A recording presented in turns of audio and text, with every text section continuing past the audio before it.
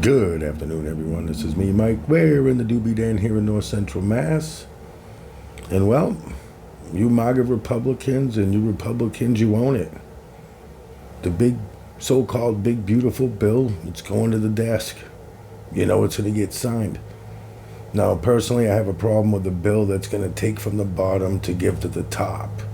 And I'm not saying every single part of the bill is wrong, but there's enough wrong with it where it should have had more debate and more amendments.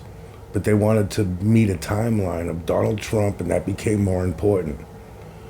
And they say it's only going to take care of the people that shouldn't be in these programs. But when you fish with a net, you know what happens. So let's be real here. You people own this. And another part of it is, let's talk about this tax cuts. So first of all, it's a lie that everybody would get an increase of 68%. That's BS. At the most, it'd be around 7. And if you go back to prior to 2017, it wasn't even that bad. Like, it wasn't that big of a difference when the tax cuts came. Believe me, I appreciate any money back, but it wasn't that big of a difference. Let's just be real here. The people at the top benefited more. But when you have to lie about it, that should tell you enough, right? So you're going to boast with these big tax cuts, as he says, and you're also bragging about how much money you're bringing in with tariffs, but people are paying more due to these tariffs. So how is that a win?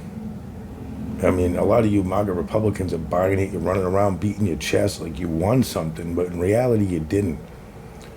He's got you right where he wants you, right in the palm of his hand. And same with the green energy stuff. Let's take away all those incentives, right? Let's make us more reliant on fossil fuel.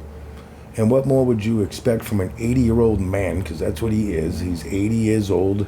He has old school ideas. You should be given incentives to these green energy programs and electric vehicles because it is the way of the future.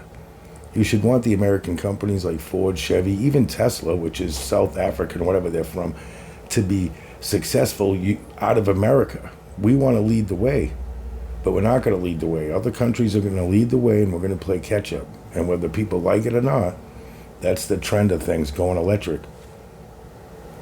And that's just the beginning of my rant on this stupid bill.